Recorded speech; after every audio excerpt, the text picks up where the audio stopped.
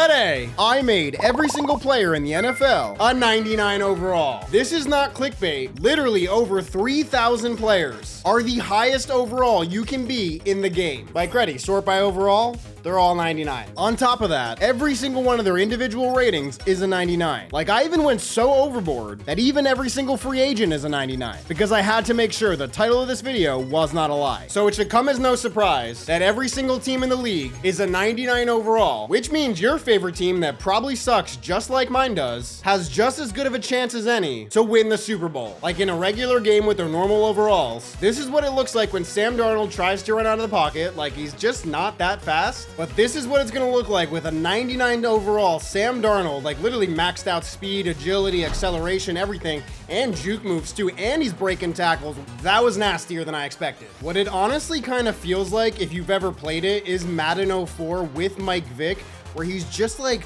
unfairly fast. Like it doesn't feel natural. Like obviously Tyreek Hill is like I think the fastest player in this game, but Sam Darnold honestly feels faster than when you run with him. At some point I will pass the ball, but right now I'm just having as much fun as I can running, and he does get into the end zone with like 80 yards rushing on that drive. The reason I use the Giants for this example is that they have Tim Boyle at quarterback. Wow, what a catch there. How did he even grab that? I don't even know how Tim Boyle still has a job in the NFL, but he's technically just as good as Patrick Mahomes now. So it'll be interesting to see if the Giants actually end up being good. Oh my God. That ball just perfectly deflected off Malik Neighbors' hands, then off Blake Cashman's shoulder, perfectly into the hands of Chris Manhertz. If we're already getting weird stuff like that, I can't wait to see what's gonna happen in the sim. And wow, this is an insanely long field goal, but yeah, he's a 99 overall. Literally from the logo, Graham Gano just nailed a 61-yard kick with ease. The interesting thing is that because every team is going to be amazing, it does obviously level the playing field of like how good teams can be, but I genuinely don't think it's going to matter because they're still going to be amazing and be unstoppable. So I expect that guys are still going to put up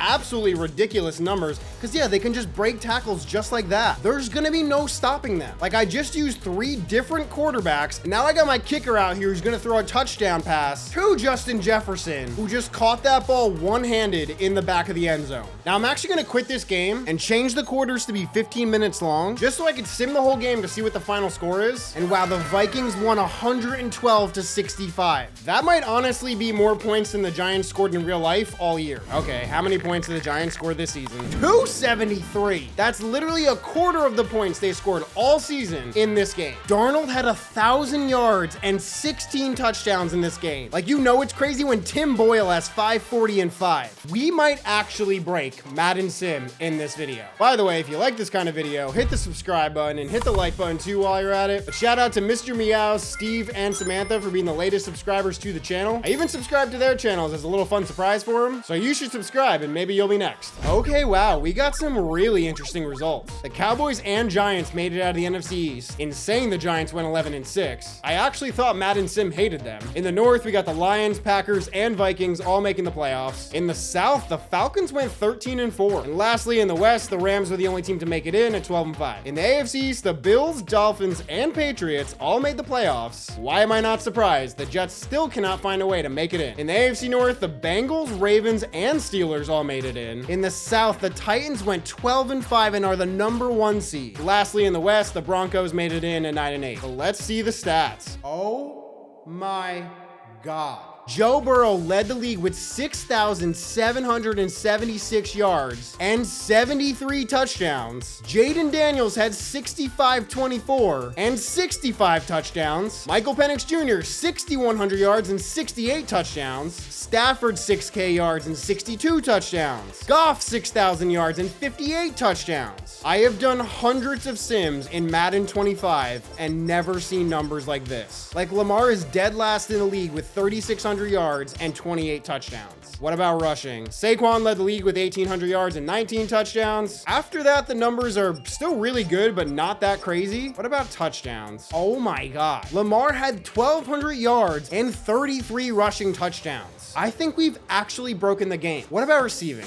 Oh my God. 2670 for Jamar Chase with 26 touchdowns. Cooper Kupp had 2,500 yards. And oh, by the way, 44 receiving touchdowns. St. Brown had 2,225. But we got so many 1,000-yard receivers. Like, actually, wait, we have way more than I even thought. When does this end? Like, I'm still going. When are we going to get to 900? Oh my God. That is actually insane. Who was behind Cooper Kupp? Wow. Scary Terry. Wait, what? Scary Terry had 27 touchdowns, but somehow only 294 yards on 90 receptions? The math isn't mathing on this one. Defensively, wow, the most sacks in the league was 28 and a half. But at this point, I'm just not even shocked. Like, yeah, these are obviously insane numbers, but going through the first few categories, oh my God, actually, yeah, no, it doesn't end. This is actually insane. Wait, what was Michael Strahan's record? TJ Watt and Michael Strahan both got 22 and a half, which means 23 people broke that record. I am genuinely at a loss for words. I wonder who actually won MVP. Well, no surprise, this is literally still a quarterback award. I mean, don't get me wrong, Burrow had an insane year, but there was like 20 guys this year who deserved MVP. So this is gonna be our playoff bracket for this season, and I'm gonna sim the wild card. So in the divisional round, we got the Ravens versus Titans, the Bills versus Bengals, the Packers versus Giants, and the Vikings versus Falcons. And with 2 minutes to go, we're tied at 38, and they're already at their own 40-yard line. So I mean, they don't have to go far to get in field goal range. That's a first down to Mooney. I'm honestly not surprised we have a high-scoring game here. Like, just thinking about what they did in the actual sim, they put up crazy numbers all year long. A stop here would make this a very long field goal. Wow, they're actually gonna get the first down, and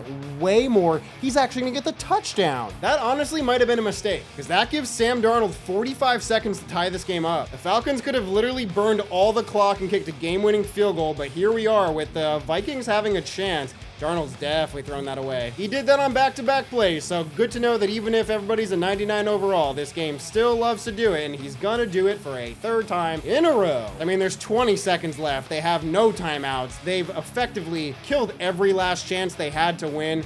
Oh, I thought he was gonna throw it away again. This game ends not with a bang, but with a whimper, as the Falcons win 45-38. So next we got the Ravens versus Titans, with the Titans up 33-14. Apparently Mason Rudolph has been the quarterback all year and not Will Levis, but I mean, it's worked out for him so far. So the Titans win 40-14. Next up, we got the Packers versus Giants, and they're tied at 28 with 2 minutes to go. It genuinely feels so strange to have Tim Boyle leading a team to the playoffs, and they are quickly approaching field goal range. I mean, they got about a minute to go, and they still got 3 timeouts. Boyle's gonna run and get a first down here. Now at midfield, they got just over a minute. He's gonna throw. There's another first down to Gunnar Olszewski with a spin move. Packers just used their first timeout. They want to give themselves a chance to stay in this game, and they just used their second. So yeah, 1 first down here I think is going to end this. They should not score though. Don't score. I wish the game would use some logic. But of course they won't, because they're going to hand it off and score here, which is going to give the Packers a chance with about 40 seconds to go. I mean, don't get me wrong, for the video's sake, it makes it more interesting, but I just wish it was logical. I did go through every team's depth chart to make sure like the right guys were starting, but obviously there's some guys who are going to find their way to the field anyway, thanks to substitutions. But it's 4th and 19. He's throwing deep here, and it's, yeah, knocked out. So the Giants win this game 35-28. And last up, we got the Bills versus Bengals. And the Bengals are down by 6 late in this game. Bengals are at the 44-yard line, so they have a chance. Oh, he's going to get sacked for sure. Ooh, he actually shakes out of it. He's going to run.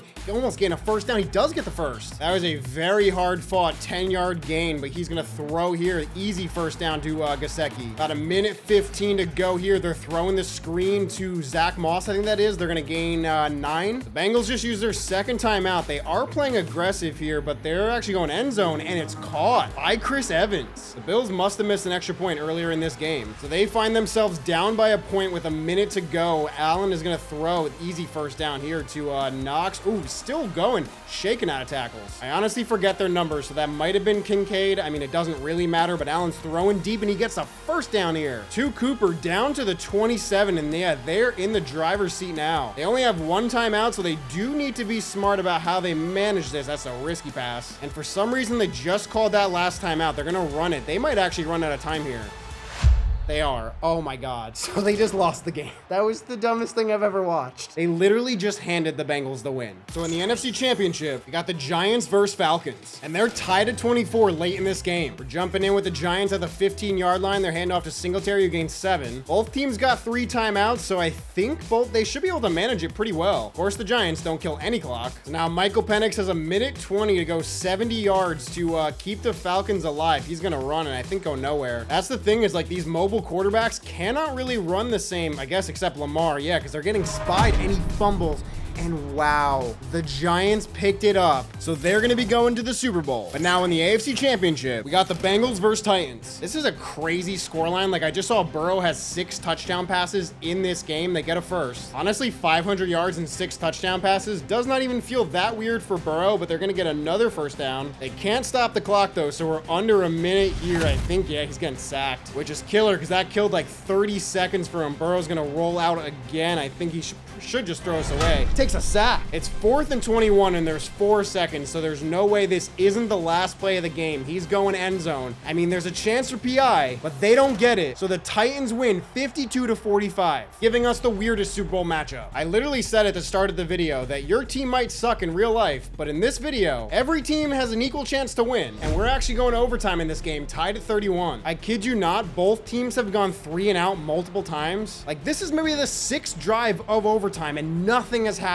There's 4 minutes left in this quarter. We're playing on 15-minute quarters and somehow no one's been able to do a single thing, and he's gonna get sacked. Why does nobody want to win this game? So now this is the Giants' 4th drive of overtime. Can they just get a first down? Like, I would even appreciate that. Okay, there we go. They're past the 50. Thank the good Lord. I don't understand how both of these teams have 500 yards of offense and have put up 31 points apiece, and yet they've done nothing in overtime. So now the Giants are going to attempt a very long field goal. I mean, he is a 99 overall, so he should easily be able to make this. And you're kidding, he missed. Graham Gano just choked. Like, don't get me wrong, it was a 57-yard kick. I thought that was going to be a pick 6, but he got so lucky, and Calvin Ridley's gonna gain like 20 yards. Gano had the leg too. Like, he has 99 kick power and accuracy. So I imagine they're gonna hand it off one more time, and they do get a first down, which makes this a lot easier. We've somehow played all 15 minutes of this overtime, but thankfully Nick Folk nails the kick. So the Titans win the Super Bowl 34-31. Mason Rudolph wins Super Bowl MVP, which is a sentence that will never be said again. But that's gonna do it for today's video. If you want to watch more, I got 2 videos for you on screen right now. But yeah, I'll see you guys soon.